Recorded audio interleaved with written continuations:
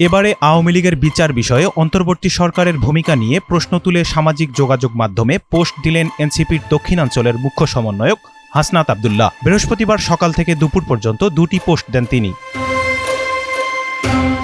প্রথম পোস্টে তিনি লিখেন, খুনিকে দেশ থেকে নিরাপদে বেরিয়ে যাওয়ার সুযোগ দেওয়া হয়, পুলিশ আসামি ধরলেও আদালত থেকে জামিন দেওয়া হয়, শিরিন শারমিনকে রাষ্ট্রীয় তত্ত্বাবধানে বাসায় গিয়ে পাসপোর্ট করে দেওয়া হয়। দ্বিতীয় ট্রাইব্যুনাল জানুয়ারিতে হওয়ার কথা থাকলেও মে মাসেও শুরু হয়নি, আর আপনারা বলছেন আওয়ামী লীগের বিচার করবেন।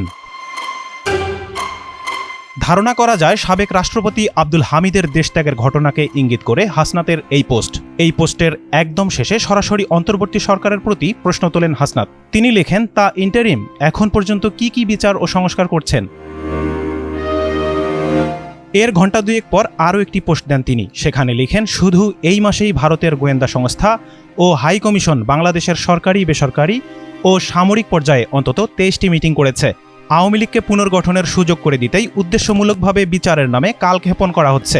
একটা পর্যায়ে গিয়ে বলা হবে, এক সময়ের জনসমর্থিত রাজনৈতিক দলকে নিষিদ্ধ করা আমাদের কাজ নয়।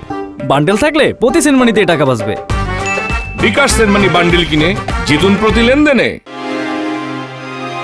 পোস্টের শেষে তিনি লিখেন, যার এজেন্ডায় গণহত্যাকারী আওয়ামী লীগের বিচার নাই, যার এজেন্ডায় আওয়ামী লীগকে নিষিদ্ধ করা নাই, তার সাথে আমরা নাই।